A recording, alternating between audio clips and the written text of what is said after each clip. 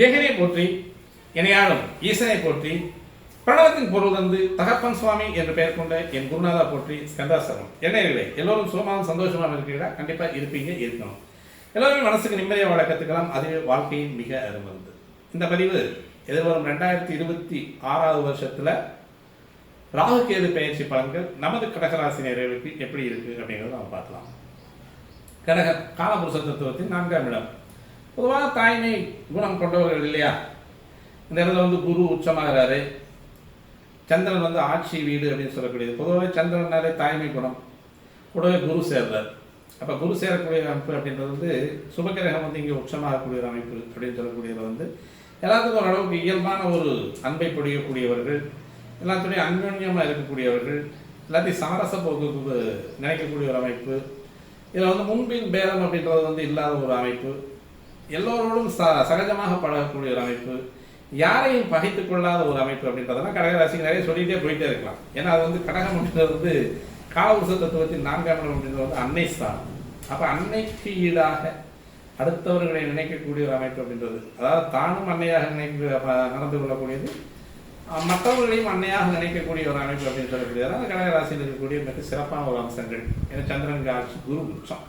அதனால் அப்போ இந்த உச்சமான குரு அப்படின்னு சொல்லக்கூடியவர் இங்கே தான் வந்து அந்த காலபுருஷத்தின் 9 12 வந்து இங்கே உச்சமாகக்கூடிய ஒரு அமைப்பு. இதெல்லாம் வந்து அந்த கடகத்துக்கான சிறப்பு அம்சங்கள், சிறப்பு பலன்கள். அப்போ இங்கே வந்து சந்திரன் ஆட்சி.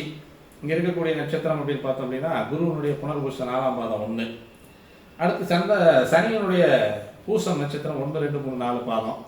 புதனுடைய நட்சத்திரம் ஆயில்யம் 1 2 3 4 பாதங்கள் இந்த இடத்துல இருக்கு. மொத்தம் 9 பாதங்களை உள்ளடக்கி சந்திரனை ராசிநாதனாக வைத்து கணனம் செய்பவர்கள் கடகராசினியர்கள். பொதுவாக இப்போ வந்து கடகத்துக்கு 12ல் குரு. பொதுவாக 12ல் வந்து குரு அப்படின்றது வந்து இங்கே உச்சமான குரு அப்படின்னு சொல்லக்கூடியது.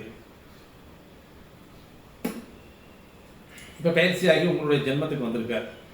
அப்போ அந்த பயிற்சியாகி வந்த ஜென்மம் அப்படின்னு ஜென்ம குரு அப்படின்னு சொல்லக்கூடியவர் வந்து உச்சமாகி இருக்கக்கூடிய குரு அந்த இடத்துல இருக்கார். நல்லதுதான். இதுவரைக்கும் 12ல் இருந்த குரு அப்படின்றது வந்து என்ன பண்ணார், என்ன செஞ்சார் அப்படின்னு கொஞ்சம் செலவினங்களை அதிகமாக எடுத்து வைத்த ஒரு அமைப்பு அப்படின்னு சொல்லக்கூடிய சுப விரயங்கள் அப்படின்னு சொல்லக்கூடிய அமைப்பில் வந்து செலவினங்களை எடுத்து வச்சார். அதே மாதிரி வந்து 8ல் இருந்த சனி, அஷ்டம சனி 9க்கு போயிருக்கார். அப்பா ஒரு வழியாக வந்து இந்த கண்டத்திலிருந்து தப்பிச்சோம், பிரச்சனையிலிருந்து தப்பிச்சோம், கெட்ட பேர்லேருந்து தப்பிச்சோம், கடல்லேருந்து தப்பிச்சோம், கேஸ்லேருந்து தப்பிச்சோம், இந்த வியாதியிலிருந்து தப்பிச்சோம், வியாதிக்கு ஒரு வழி கண்டுபிடிச்சோம், இந்த படிப்புலேருந்து ஓரளவுக்கு விடுதலையாகி பாஸ் ஆனோம். வராது 8ல் சனி உட்காந்து 2 பார்த்துருந்தாருன்னா அப்புறம் எப்படி நம்ம வந்து முன்னேறதுக்கான வாய்ப்புகள். அதனால் வந்து கொஞ்சம் சிரமமாக தான் இருக்கும். அப்போ வந்து அரியர் இல்லாமல் எல்லா அரியர்ஸையும் முடிச்சிட்டோம், அல்லது 12ஆம் வகுப்பு வந்து ஜஸ்ட் பாஸில், அல்லது வந்து ஒரு 50% வந்து மார்க் வாங்கி வந்து ஜெயித்தோம். இது மாதிரியான ஒரு விஷயங்கள் எல்லாம் இருக்கும். இதில் வந்து சில பேருக்கு உள்டாவாக நடந்திருக்கு. அவங்களுடைய தசா புத்திகள் நல்லா இருந்தது அப்படின்னா பல காலமாக எதிர்பார்க்காத ஒரு நல்ல விஷயங்கள்லாம் அவங்க வாழ்க்கையில் நடந்திருக்கும். கல்யாணம் நடந்திருக்கும். 12ல் குரு இருக்கிறதுனால கல்யாணம் நடந்ததுக்கான வாய்ப்பு இருக்குது. குரு பார்க்கணும் எப்படி கல்யாணம் இருக்குது. 12ஆம் இடம் சுகஸ்தான், அதாவது வந்து அந்த சுகபோகத்தை அனுபவிக்கக்கூடிய இடம் அல்லவா. உடல் சுகத்தை அனுபவிக்கக்கூடிய இடத்துல குரு வந்து உட்காரும்போது, சுபகிரகம் உட்காரும்போது அதை விருத்தி பண்ணிவிடுவார். அப்போது அயனசயன போகத்தில் வந்து குரு இருக்கும்போது என்ன பண்ணுவார், மொத்தம் கல்யாணம் பண்ணி வைப்பார். முதல்ல கல்யாணத்தை பண்ணியா முதல்ல, அப்புறம் பார்த்துக்கலாம் அப்படின் போது கல்யாணத்தை பண்ணி வச்சுருவார். அப்போ அப்படி 12ஆம் இடத்துல இருந்த குரு கல்யாணத்தை பண்ணி வச்சுருந்தார். உங்களுக்கு 2ஆம் இடத்துல இருந்த கேது அப்படின்னு சொல்லக்கூடியவர் வந்துட்டு ஓரளவுக்கு 2ல் கேது வரும்போது கல்வி அப்படின்றது வந்து நல்லா வரும். முனைவர் பட்டம் வரைக்கும் வந்து கல்வியை கொடுக்கக்கூடியவங்க கேது. எப்போவுமே 10 சார்ட்லேயே பிறந்த ஜாதகத்திலேயே வந்து கேது 2ஆம் இடத்துல இருக்கக்கூடியவங்க பொதுவாக வந்து என்ன சொல்லுவாங்க அப்படின்னா, கேது 2ல் இருந்து ரொம்ப லேட்டாகி பேசுனீங்களா அப்படின்னு கேட்பாங்க. அப்படிலாம் கிடையாது. அது மாதிரி பேசுறது யாரும் கேட்க முடியாது. அப்படி பேசும், கிட்டு கடற்கடன்னு பேசும். அதாவது சமயோசிதமாக பேசும். அப்படி அந்த கவுண்டர் அடிக்கிறதுன்னு சொல்லுவாங்க இல்லையா, டக்குன்னு, அதாவது ஒருத்தர் பேசி முடிக்கிறதுக்கு முன்னால் அவங்க பேச்சு வந்துட்டு இருக்கும். அது மாதிரி வந்து 2ல் கேது இருக்கிறவங்களுக்கு நல்லா டெஸ்ட் பண்ணி பாருங்கள். எல்லாத்தையுமே வந்து அந்த 2ல் கேது இருக்கிறவங்களே எடுத்து பார்த்தீங்கன்னா கவுண்டர் அடிக்கலாம் பயங்கரமான கில்லாடிகளாக இருப்பாங்க. அது வந்து அடுத்தவங்க மனசு நோகாமல் கவுண்டர் அடிப்பாங்க. அதே 2ல் ராகு இருந்ததுன்னா கவுண்டர் அடிப்பாங்க. அது கவுண்டர் அடிக்கிறவங்களுடைய மனசை பாதிக்கும். அது வந்து கொஞ்சம் ஹர்ட் பண்ணுற மாதிரி வந்து கவுண்டர் அடிக்கிறதில்ல. அதாவது வந்து கவியாகக்கூடிய அந்தஸ்து அப்படின்றது 2ல் ராகு, கவிபாடும் அப்படின்னு சொல்லுவாங்க. 2ல் ராகு இருந்தால் கவி பாடுவார். அதே மாதிரி 2ல் ராகு இருக்கக்கூடிய விகட கவியாகவும் இருப்பான். அதாவது கவி பாடக்கூடிய தன்மையும் இருக்கும், விகட கவியாகவும் இருப்பான். 2ல் கேது உயர்ந்த கல்வி, முனைவர் கல்வி. ரெண்டுமே கவுண்டர் அடிக்கும். ஒன்று வந்து ராகு இருந்து கவுண்டர் அடித்தா ஹர்ட் பண்ணும், கேது இருந்து கவுண்டர் அடித்தா சிரிக்க வைக்கும்.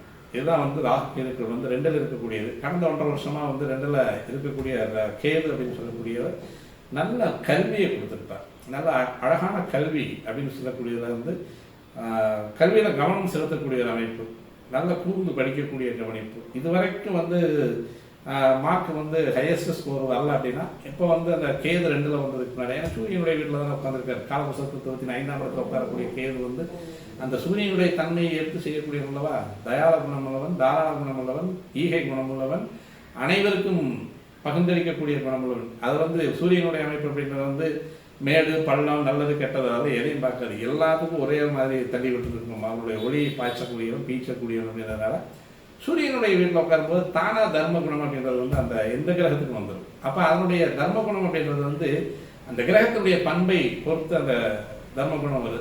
கேது பொதுவாகவே ஞானக்காரகன். அந்த ஞானக்காரகன் அப்படின்னு சொல்லக்கூடியவன் எங்கிருந்தோ கொண்டு வந்து ஒரு பொறியை தட்டி விட்டு கல்வியை கொடுக்கக்கூடிய ஒரு நல்ல ஒரு கிரகமாக செயல்பட்டதில் வந்து எந்த விதமான ஒரு பழுதும் இல்லை. அதே மாதிரி 2ல் இருந்த கேது அப்படின்னு சொல்லக்கூடிய அமைப்பில் வந்து 8ல் ராகு அப்படின்னு சொல்லக்கூடியது. 8ல் ராகு வந்து கொஞ்சம் கெட்ட பெயர்களை உருவாக்கி இருக்கும். அலைச்சல், வம்பு, தும்பு, சிரமங்கள், வழக்குகள் இருந்து கொஞ்சம் ஓரளவுக்கு அதை சிக்கிக்கிறது. அதே மாதிரி தேவையில்லாத சகவாசங்கள், நண்பர்கள் சகவாசம், எதிர்பாலினம் சகவாசம், ஆண்களாக இருந்தால் பெண்களுக்கு வந்து ஒரு முறையற்ற சகவாசம், பெண்களுக்கு ஆண்களிடம் முறையற்ற சகவாசம், இதுவெல்லாம் வந்து 8ஆம் இடத்தில் இருக்கக்கூடிய ராகு செஞ்சது.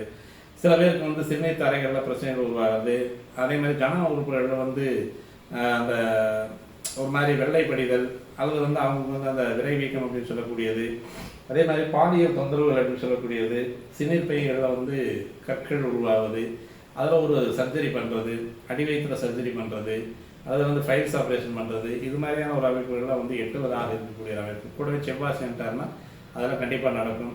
சனி சேர்ந்தார்னா அது வந்து அந்த ஆயுர்வேதிக் முறையில் வந்து அது சரி பண்ணக்கூடிய ஒரு அமைப்பு அப்படின்னா 8ல் இருக்கக்கூடிய ராகும் கேதுவும் 2ல் இருக்கக்கூடிய கேதுவும் செய்யக்கூடிய ஒரு அமைப்பு தான்.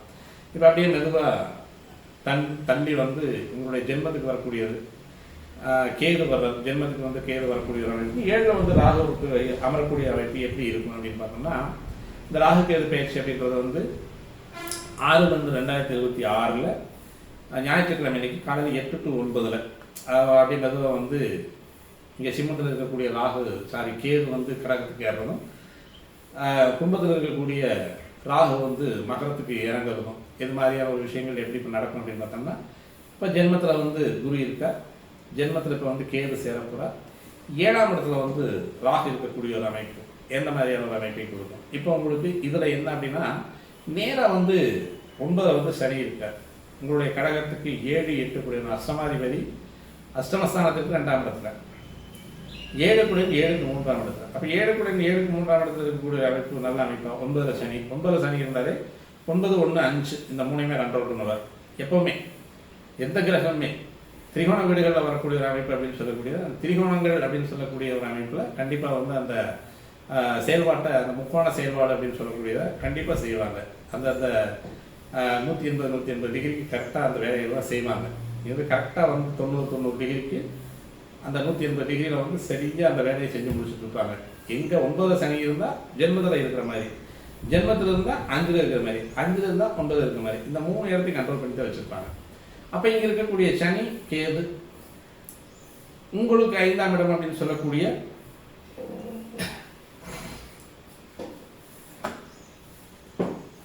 விருச்சிக ராசி, இதை வந்து 3மே வந்து சனி கண்ட்ரோல் பண்ணிட்டு தான் உட்காந்துருப்பார். அப்போ ஜென்மத்தில் இருக்கக்கூடிய குரு எங்கெங்கே கண்ட்ரோல் பண்ணுவார், 1, 5, 9 இந்த 3ஐயும் கண்ட்ரோல் பண்ணிட்டு இருப்பார். அப்போ சனி வந்து 9ஆம் இடத்துல இருக்கிறது குரு பார்த்துட்டு இருக்கக்கூடிய ஒரு அமைப்பு, நல்ல அமைப்பு தான். உங்களுக்கு குரு வந்து இங்கே ஏற்கனவே 6, 9 கூடிய கிரகமாக வரக்கூடிய ஒரு அமைப்பு வந்து கடகராசி நேயர்களுக்கு. இப்போ 6, 9 கூடிய ஜென்மத்தில் உட்கார்றது நல்ல விஷயம் தான். ஆனாலும் ஜென்மம் அப்படின்னு சொல்லக்கூடிய இடத்துல வந்து குரு உட்காரக்கூடிய அமைப்பு அப்படின்றது, இது வரைக்கும் 12ல் உட்கார்ந்து கல்யாணம் நடந்தவங்களுக்கெல்லாம் இப்போ குழந்தை பேர் அப்படின்னு சொல்லக்கூடியது ஒரு நல்ல ஒரு யோகம் கிடைக்க போகுது. ஏன்னா பாக்கியாதிபதி அப்படின்னு சொல்லக்கூடியது வந்து ஜென்மத்தில் உட்காரக்கூடிய ஒரு அமைப்பு. எப்பவும் பொதுவாக வந்து ஜென்மத்தில் குரு உட்காரக்கூடியது எல்லா ராசிக்காரங்களுக்குமே வந்து குழந்தை பேர் அப்படின்றது வந்து கண்டிப்பாக உண்டு. அதே கடகத்துக்கு வந்து எஸ்பெஷலி கடகம் வந்து அவர் பாக்கியாதிபதியாக வந்து ஜென்மத்தில் உட்காரக்கூடிய அமைப்பு வந்து குழந்தை பேர் இதுவரைக்கும் இல்லாதவங்களுக்கு வந்து செயற்கை கருத்தரித்தல், அடாப்டா பேபி எடுத்துக்கிறது, இயற்கையாகவே குழந்தை பிறக்கிறது. இது வந்து உங்களுக்கு உடம்புல வந்து ஏதாவது பிரச்சனை இருந்தால் இந்த நேரம் மருத்துவம் அப்படின்னு சொல்லக்கூடிய அமைப்பில் மருத்துவ சிகிச்சையின் மூலமாக அந்த உங்களுடைய உடல் வாக்கு அந்த குழந்தை பேருக்கான தகவமைப்பை கண்டிப்பாக மாற்றி வச்சுக்கணும். அதனால் வந்து எந்த விதமான பிரச்சனைகளும் குழந்தை பேர் அப்படின்றது வந்து கண்டிப்பாக இருக்குது. இப்போ இதில் வந்து ஜென்மத்தில் வந்து கேதுவும் சேர்றாரு. அப்போ வந்து கண்டிப்பாக அந்த மழலை சொல் அப்படின்னு சொல்லக்கூடிய மழலை சத்தம் அப்படின்றது வந்து கேட்கறதுக்கான வாய்ப்புகள் நிறையவே இருக்குது. அப்போ இந்த கேதுனுடைய அமைப்பு அப்படின்றது வந்து குரு, கேது, சந்திரன் 3 பேர் அங்கே பாருங்க. ஆட்சி சந்திரன் அங்கேயே உட்காந்துருக்காரு, உச்சகுரு அங்கேயே உட்காந்துருக்காரு. இவர்களோடு சேரக்கூடிய கேது இப்போ வந்து ஞான மார்க்கம், பக்தி மார்க்கம், பலருக்கு உதவி செய்யக்கூடிய மனப்பாங்கு, எடுத்த செயல்களில் வந்து நல்ல ஒரு வெற்றிகரமான ஒரு வெளிப்பாடு, இதெல்லாம் வந்து உங்களுக்கு வந்து ப்ளஸ் பாயிண்டாக தான் அமையுது. இதெல்லாம் வந்து கடகத்துக்கு வந்து இந்த கேது வந்து உள்ள உட்காரக்கூடியது ஜென்மத்திலே இருக்கக்கூடிய குருவை கெடுக்கிற கேது கெடுக்கலை. இந்த கெடுக்கிரகம் அப்படின்ற அமைப்பில் போயிட்டு குருவை வந்து இன்னும் வலிமைப்படுத்தக்கூடிய ஒரு அமைப்பு. அப்போ சந்திரன் கூட ஆட்சி சந்திரன் அந்த இடத்துல உட்காந்துருக்காரு இல்லையா, ஆட்சி சந்திரனுக்கு 9 சனி இருக்கக்கூடிய அமைப்பு. சனிக்கு வந்து குருவனுடைய பார்வை. அப்போ குரு, கேது, சந்திரனுடைய 3 கலந்து, அதாவது வந்து குரு வந்து இவங்க 2 பேர்கிட்ட இருந்து கொஞ்சம் அப்சர்வ் பண்ணி சனிக்கு கொடுக்கக்கூடிய அமைப்பு.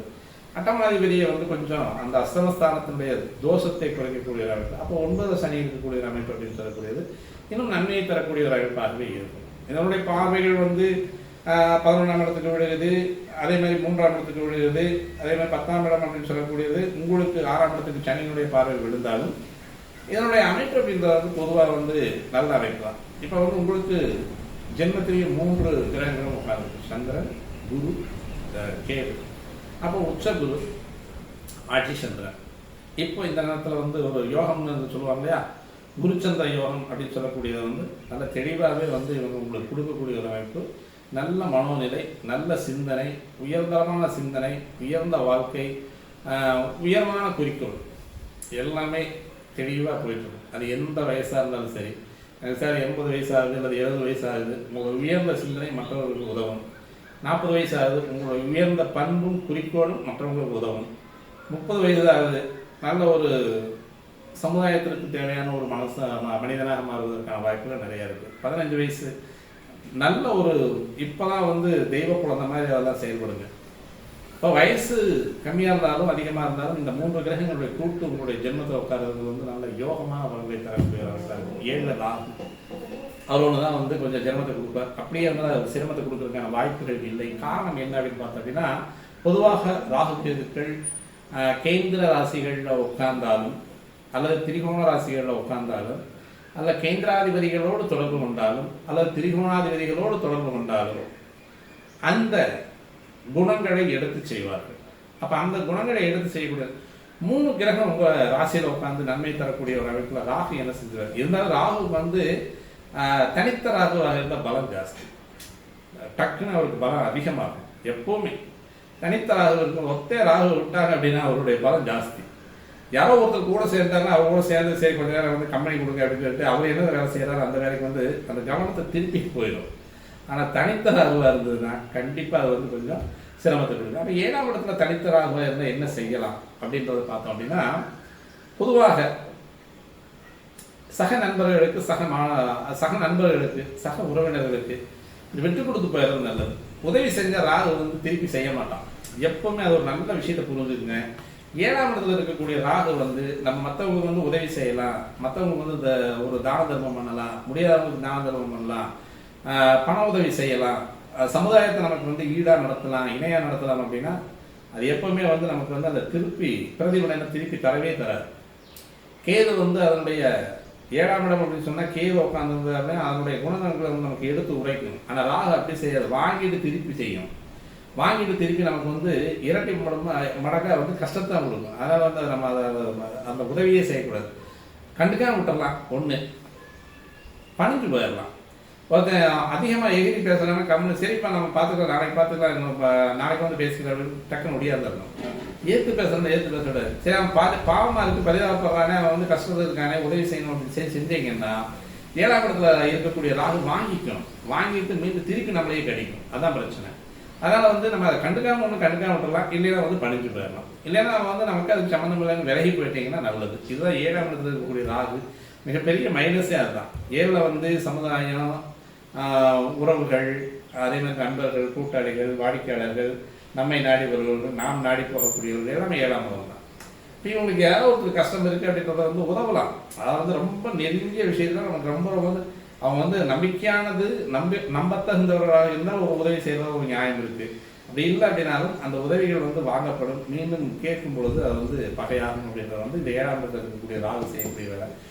கூட ஒருத்தர் இருந்தார் அப்படின்னா அந்த கெடுபலங்களே வராது. யாரோ ஒருத்தர் இருந்தாங்க அப்படின்னா அந்த கெடுபலங்களே கொடுக்கறதுக்கான வாய்ப்புகள் கிடையாது. பொதுவாக என்ன 1, 7 அப்படின்றது வந்து ராகு கேதுக்கள் வந்து கோச்சாரத்தில் வரும்போது திருமண தடைகள் கண்டிப்பாக வரும். திருமண தாமதமும் ஆகும். திருமண தடை வர்றதுக்கான வாய்ப்பு இருக்குது, திருமண தாமதம் வர்றதுக்கான வாய்ப்புகள் இருக்குது. அப்போ இது வராமல் இருக்கணும் அப்படின்னா என்ன பண்ணணும்? பொதுவாகவே ராகு கேது நம்ம வந்து நெருங்கி வந்துட்டு இருக்காங்க. 1, 2, 7, 8 இதில் வந்துட்டு இருக்காங்க, நெருங்கி வந்துருக்காங்க. ஒன்று நமக்கு 2ஆம் இடம், அது நமக்கு 12ஆம் இடம். அதாவது லக்கணம், அது சரி ராசி, லக்கணமாக ராசிக்கோ லக்கணத்துக்கோ 12ல் ராகு, லக்கணத்தில் ராகு, ராசியில் ராகு, அல்லது 2ல் ராகு, 12ல் கேது, லக்கணத்தில் ராசியில் கேது, 2ல் கேது. இது மாதிரியான நம்மை சார்ந்து 7ஆம் இடம் அப்படின்னு சொல்லக்கூடியது நம்மளுடைய களத்தினம், மனைவி அல்லது கணவன், அவங்களுடைய இடத்துல போயிட்டு 7ல் ராகுவோ கேதுவோ, இதில் இந்த பக்கம் 8ல் ராகுவோ கேதுவோ, 6ல் ராகுவோ கேதுவோ இருந்தாங்க அப்படின்னா கண்டிப்பாக நம்ம வந்து செய்யக்கூடிய ஒரு வழிமுறை அப்படின்றது வந்து வழிபாடு அப்படின்றது வந்து நித்தமும் அனுதினம், அதாவது டெய்லியும் வந்து காலையில் 2 தீபம் பூஜை ரூமில், சாயந்தரம் 2 தீபம் பூஜை ரூமில், கண்டிப்பாக 5 to 6, 5 to 6, காலையில் 5 to 6, சாயந்தரம் 5 to 6, 2 நேரமும் 2 தீபம் நீங்கள் ஏறிட்டு வந்தீங்கன்னா இந்த 1, 2, 12, 6, 7, 8 இந்த இடத்துல ராகு கோச்சாரத்தில் நெருங்கி வரும்போது, அல்லது உங்களுடைய ஜனஜாதத்தில் இருந்ததுனாலும் இந்த விளக்கு அப்படின்னு சொல்லக்கூடிய விளக்கேற்றி வைக்கக்கூடிய அமைப்பு அப்படின்றது வந்து இந்த ராகு கேது தோஷங்களை முழுமையாக நிவர்த்திக்க வல்லது. அப்படியே மெதுவாக போயிடும், வெளியே போயிடும். அதேமாதிரி வந்து குலதெய்வ வழிபாடு வந்து ரொம்ப முக்கியமாக எடுத்துக்கணும். குலதெய்வ வழிபாடு அப்படின்றது வந்து ரொம்ப ரொம்ப முக்கியம். இந்த குலதெய்வ வழிபாடுங்கிறது வந்து இந்த ராகு கேதுக்கள் வந்து நம்முடைய லக்கணத்தவோ ராசியோ தொட்டு வரும்பொழுது 7ஆம் இடத்தை, 6ஆம் இடத்தை, 8ஆம் இடத்தை தொட்டு வரும்போது குலதெய்வ வழிபாடு கண்டிப்பாக எடுத்துக்கணும். அதே மாதிரி வந்து காவல் தெய்வங்கள் அப்படின்றது வந்து நம்ம வழிபடுறதுங்கிறது வந்து ரொம்ப முதன்மையாக வச்சுக்கணும். அதாவது நம்மளுடைய நாகரிகம், நம்மளுடைய கலாச்சாரம், நம்மளுடைய பண்பாடு எல்லாமே நமக்கு வந்து பாதகமான செயல்களை தவிர்க்கிறதுக்காக, நமக்கு சாதகமான பலன்கள் வர்றவங்களுக்காக தான் இந்த மாதிரியான ஏற்பாடுகள்லாம் செஞ்சு வச்சுருக்காங்க. கிராம தேவதைன்னு ஒன்று இருக்குது, காவல் தெய்வம் அப்படின்றது ஒன்று இருக்குது, வீட்டு தெய்வம் அப்படின்னு ஒன்று இருக்குது, குலதெய்வம் அப்படின்னு ஒன்று இருக்கும். அதுபோக பொது தெய்வங்கள் அப்படின்னு சொல்லக்கூடிய ஊர் பொது தெய்வங்கள் அப்படின்றதெல்லாம் ஒன்று இருக்கும். பொதுவாக வந்து ராகுக்கு வந்து என்ன சொல்லுவாங்க அப்படின்னா, துஷ்ட தெய்வங்களை வழிபடுறது, அகோரமான தெய்வங்களை வழிபடுறது அப்படின்னு சொல்லுவாங்க. பத்திரகாளி வழிபாடு நல்லா இருக்கும் அப்படிம்பாங்க, துர்க்கை அம்மன் வழிபாடு நல்லா இருக்கும் அப்படின்னு சொல்லுவாங்க. ஆனாலும் ராகுவிற்கு எஸ்பெஷலி துர்க்கை வழிபாடு அப்படின்றது ஒன்றும், அகோர தெய்வங்கள் வழிபாடு அப்படின்றது ஒன்றும், காளி வழிபாடு அப்படின்றது ஒன்று இருந்தாலும், காவல் தெய்வங்கள் அப்படின்னு சொல்லக்கூடிய முனி, கருப்புசாமி, பாண்டி முனி, இது மாதிரி அந்த குலதெய்வங்கள் இதுலேயே சில பேருக்கு வந்து கருப்புசாமி குலதெய்வமாக இருக்கும், பாண்டிமுனி குலதெய்வமாக இருக்கும், முனியப்ப சாமியெல்லாம் குலதெய்வமாக இருக்கும். இது மாதிரி குலதெய்வங்கள் இருக்கிறவங்களுக்கு மஸ்ட் குலதெய்வம் முதல்ல வந்து அந்த குலதெய்வ வழிபாடு எடுத்துக்கிறது நல்லது. அடுத்து இந்த காவல் தெய்வ வழிபாடு எடுத்துக்கிறது நல்லது. கிராம அதிகாரிகள் வழிபாடு எடுத்துக்கிறது நல்லது. இது போக வந்து சாஸ்தா வழிபாடுன்றது ராகு மிக மிக சிறந்த வழிபாடு. சாஸ்தா வழிபாடு, சாஸ்தானா ஐயப்பன், சனிக்கிழமை போகலாம் அல்லது செவ்வாய்க்கிழமை போகலாம். இது மாதிரியான 2 கிழமைகள் வந்து ஐயப்பன் வழிபாடு அப்படின்றது வந்து நல்ல ஒரு நேர்த்தியான வழிபாடாக இருக்கும். இது பொதுவான அமைப்பு அப்படின்றது வந்து வீட்டில் வந்து பூஜை ரூமில் வந்து விளக்கேற்றுறது அப்படிங்கிறது பொதுவானது. நல்ல எல்லாத்துக்குமே எல்லா இடங்களும் இருக்கிறவங்க அது வந்து ஏதுவான ஒரு விஷயமாக இருக்கும். அடுத்து வந்து கேதுவுக்கு நம்ம எடுத்துக்கிட்டோம் அப்படின்னா, கேதுவுடைய அமைப்பு அப்படின்னா பிள்ளையார சொல்லிடுவோம். முதல்ல போய் பிள்ளையார கும்பிட்டு அப்படின்னு சொல்லிடுவோம். அந்த பிள்ளையாருடைய அமைப்பு அப்படின்றது வந்து நம்ம திங்கட்கிழமை வழிபாடு செஞ்சுக்கலாம். அதே மாதிரி சப்த ரிஷிகள் அப்படின்னு சொல்லக்கூடியவங்க ஏதோ ஒரு ரிஷி நீங்கள் பிடிச்சிக்கிட்டீங்கன்னா ஒரு நல்லா இருக்கா, அவருடைய வழிபாடு நீங்கள் அவருடைய வழிகாட்டுதல் நினைச்சாலே வந்துடுவாங்க ரிஷிகள். நீங்களாம் போய் அவங்க போயிட்டு அந்த இடத்துக்கு போகணும், அந்த இடத்துக்கு போகணும் இல்லை, 10 நிமிஷம் வந்து உங்களுடைய பூஜை ரூமில் உட்காந்து அது காலையில் ஒரு சுத்தத்தோடு உட்காந்து நீங்கள் வந்து வழிபாடு செஞ்சீங்கன்னா யாராக இருந்தாலும் வந்துடுவாங்க. அசிஸ்டாக இருந்தாலும் சரி, புலஸ்திரியாக இருந்தாலும், புலத்தியராக இருந்தாலும் சரி, ஆங்கிலஸாக இருந்தாலும் யாராவது ஒருத்தர் வந்து உட்காந்துக்குவாங்க. உங்கள் கூட உட்காந்துட்டு உங்கள் அந்த சப்த ரிஷிகளில் ஒருத்தர் வந்து யாரோ ஒருத்தர் உங்களோட உட்காந்து உறவாடுவதற்கான வாய்ப்புகள் வந்து கேது இருக்குது. அதே மாதிரி வந்து சப்த கன்னிகள் அப்படின்னு சொல்லக்கூடியது எல்லாமே வந்து கன்னிமார் கோயில் சொல்லி சொல்லுவாங்க. எல்லா ஊர்லேயும் இருக்கும். எல்லா ஊர்லேயும் ஒரு இடத்துல வந்து ஒரு கல்லில் 7 கன்னிமார் அப்படின்னு அடிச்சு வச்சுருப்பாங்க. அதை எடுத்து செஞ்சுக்கலாம். சூரிய வழிபாடு காலையில் வந்து சூரிய வழிபாடு அப்படின்றது வந்து கேதுவுக்கு நல்லது. அது எப்பவுமே வந்து அந்த சூரியனுடைய அமைப்பு அப்படின்றது வந்து கேதுவுக்கு வந்து ஏதுவான ஒரு அமைப்பாக இருக்கும். சூரிய வழிபாடு நல்லா இருக்கும். அதே மாதிரி வந்து ஈசானியம் நோக்கி வழிபாடு அப்படின்னு சொல்லக்கூடியதும் நல்லா இருக்கும். அந்த ராகு கேதுக்கள் வந்து கொஞ்சம் தோசை தரக்கூடிய அமைப்பாக இருந்ததுன்னா ஆட்டுக்கறி அப்படின்னு சொல்கிற வெள்ளாட்டுக்கறியை வந்து தவிர்க்கிறது நல்லது. ஏன்னா ராகுவிற்கான வாகனம் அப்படின்னு சொல்லக்கூடியது வெள்ளாடு. அதனால் அந்த வெள்ளாட்டு கறி தவிர்த்து நீங்கள் உங்களுடைய இந்த வழிபாடுகளெல்லாம் செஞ்சுட்டு வந்தீங்கன்னா ஜென்மத்தில் இருக்கக்கூடிய கேது உங்களை வந்து எதுவும் பண்ணுறதுக்கான வாய்ப்புகள் இல்லை. 7ஆம் இடத்தில் இருக்கக்கூடிய ராகு உங்களுக்கு வந்து கெடுபலவை தருவதற்கான வாய்ப்புகள் ஏதோ ஒரு வகையில் வந்து கேந்திர கோணங்களோடு சேர்ந்து தொடர்புபட்டு ராகு கேதுக்கள் செயல்படுமையானால் அந்த கேந்திரங்கள் அல்லது கோணங்களினுடைய அமைப்புகளை தான் உங்களுக்கு பலனை கொடுக்குமே மாறி தவறி கூட வந்து கெடுபலங்களை தருவதற்கான வாய்ப்புகள் அதிகமாக வாய்க்காது அப்படின்றத நம்ம சொல்லி நம்ம இந்த வீடியோ முடிச்சுக்கலாம். மீண்டும் நல்லதொரு பதிவோடு உங்களை சந்திக்க நண்பர்களே. நன்றி, வணக்கம்.